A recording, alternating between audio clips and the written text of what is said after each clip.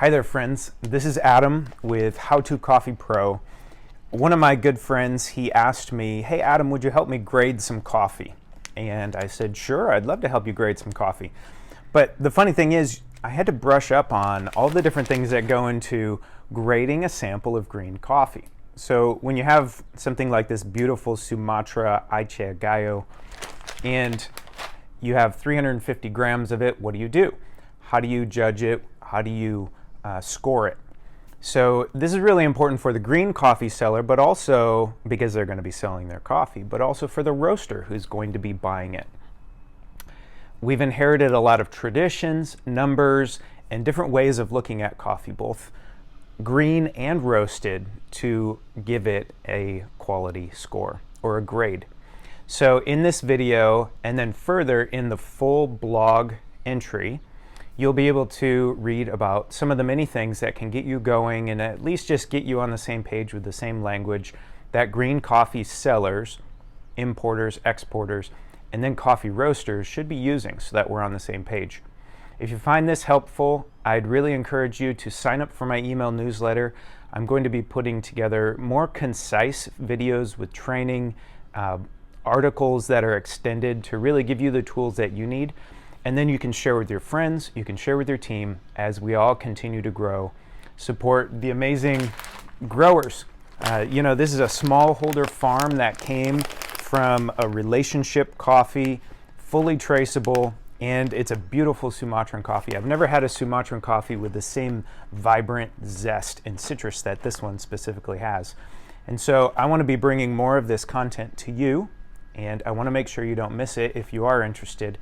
And then highlighting some of the beautiful farmers and growers out there who are making this possible for us.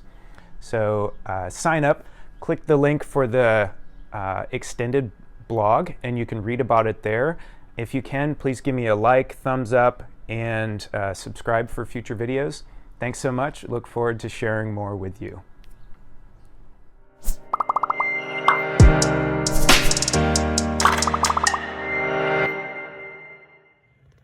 So here's a quick look at a couple different African coffees that we have.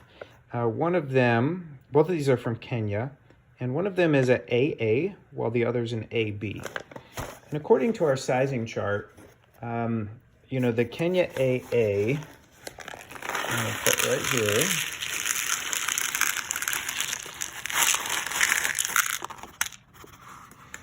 This is sizing. Now, a double A sure sounds like a good rating, but AA is a size that ranges from 18.5 up. So 18.5, 19, and 20. Whereas an AB isn't classified on the chart.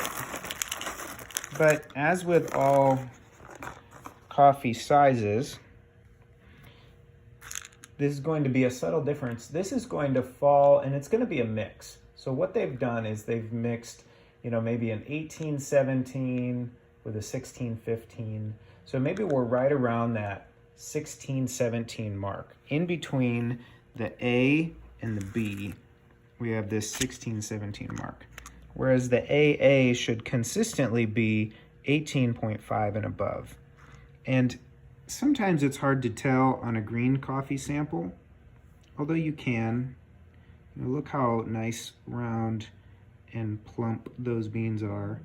And look how there are kind of some small beans in here. You're going to naturally have a blend. You never have a perfectly sorted, you can do a perfect sorting, but generally from the farm, you're not going to get a perfect, say, 20 or 19. But it's going to be a blend of 20 and 19 and 18.5 because these are all seeds of fruit, and some will be larger and some will be smaller. Just like this AB. AB is a nice way to say there's a mixture of some larger and smaller beans in here. So why is that important when we go to buy coffee? We might just say, well, I want the best, tastiest coffee I can get. The reality is large coffee beans roast slightly different than small coffee beans. And if you're making an espresso or if you're making a blend, you don't want to mix a bunch of large beans in with a bunch of small beans. And the variance here is not so great, but you could have some really small Ethiopian with some really large Kenyan. And what would happen is just gravity as it sits in a grinder or an espresso hopper would cause that coffee to sift and shift so that some would grind more frequently than others.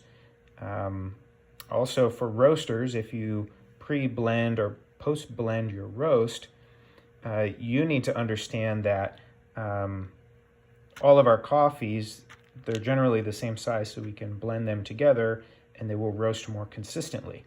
Or all of our coffees are generally smaller sized, and so we can roast them more consistently.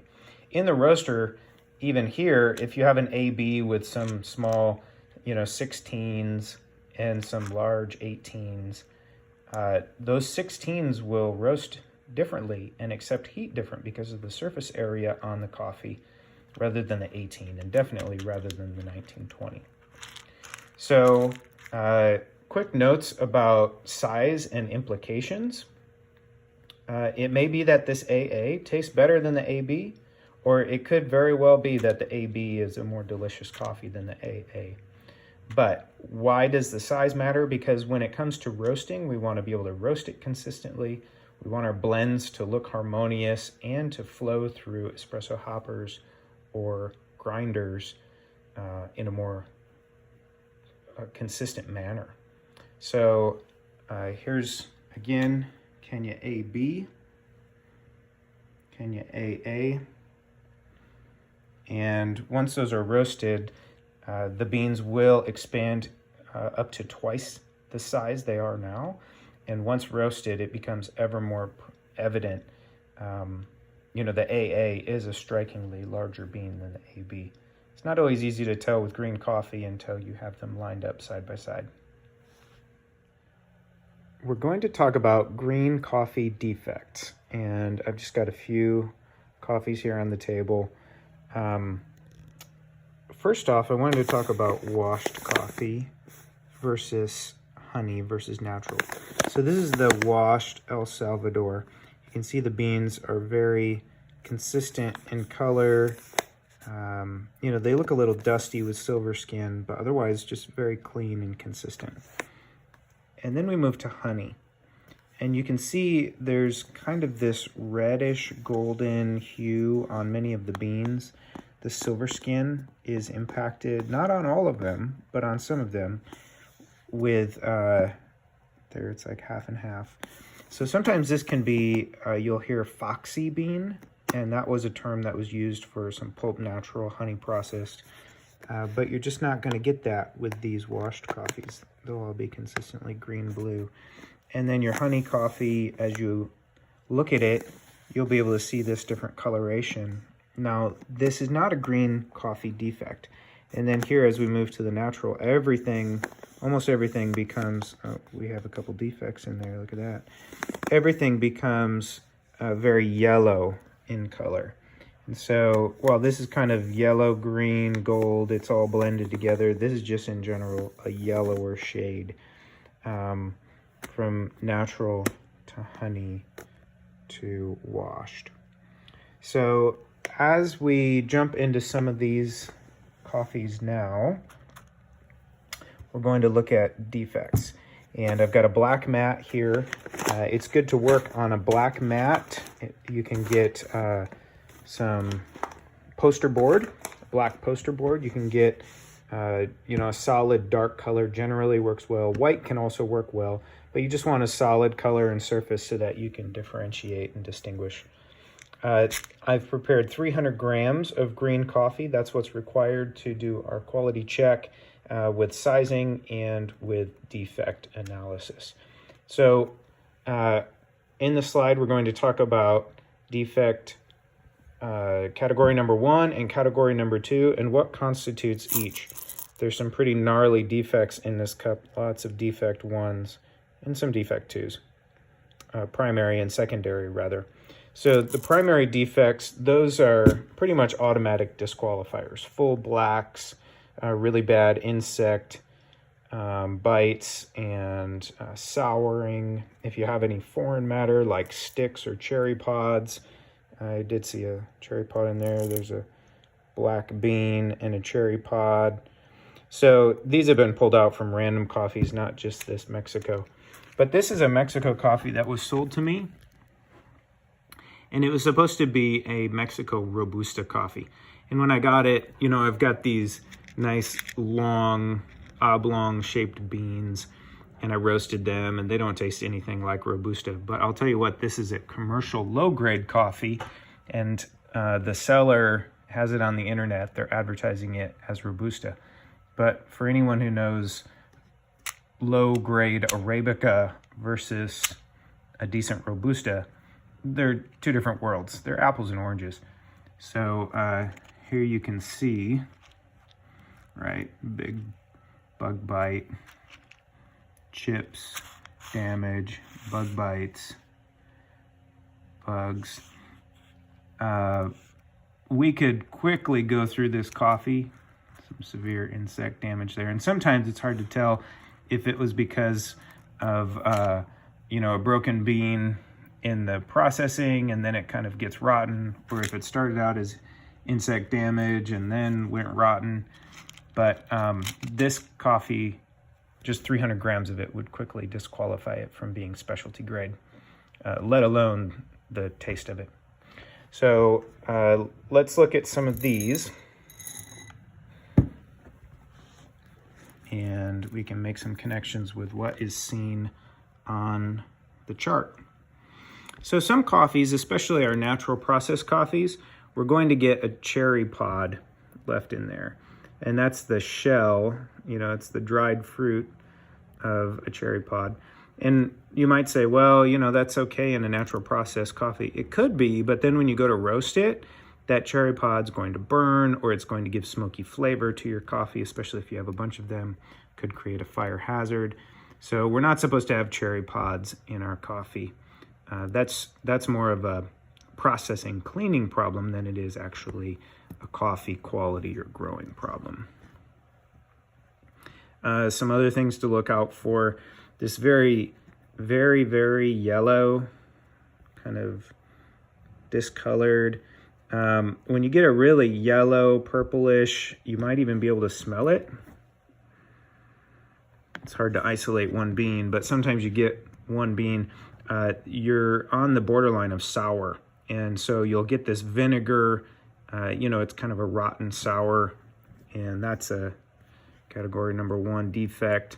Anything that's black, so that is a rotten or moldy or fungus bean.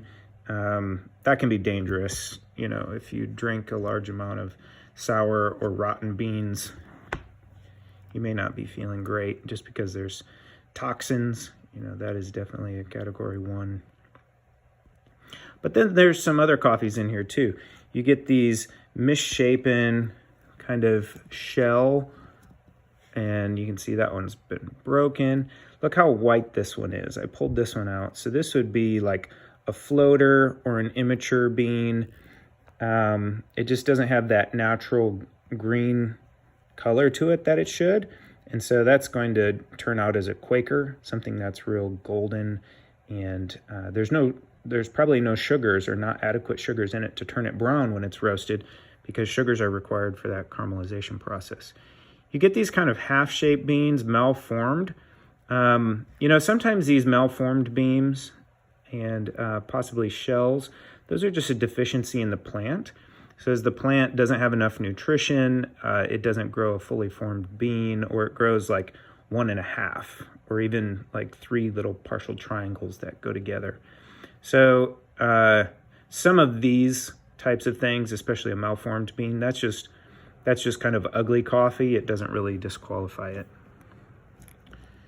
But if your coffee is full of shells like this, then you need to count those up, and 5 or 10 of those within your sample will count against you. This bean here is withered. It's like it's dead. You know, the embryo dies, something has died in the bean, it'll get dry and wither. Yeah, look at that, the embryo's dead. You can see the dimple on the end. So that's where the embryo was, where the coffee would grow from, and then it just kind of died. You know, the bean is collapsing from the inside. More yellow coffees, kind of a golden, whether that's black or sour, it's kind of in between there. So severe versus standard insect damage. I apologize. Okay, so there's some insect damage, and there's some insect damage. This guy. The insect will come into the end of the coffee, and generally they'll attack the place where the embryo was growing. You know, there's more nutrition, and that's tastier, or it's easier to get into. So these little minor insect damage, that will just create a burn spot when you're roasting your coffee. So then the coffee burns more easily there because the heat can get in or the moisture can get out. And if you have a bunch of insect damage, you're going to end up with a roasty, kind of a burnt coffee profile because the beans just burn easier. Same thing when you have lots of shells or broken.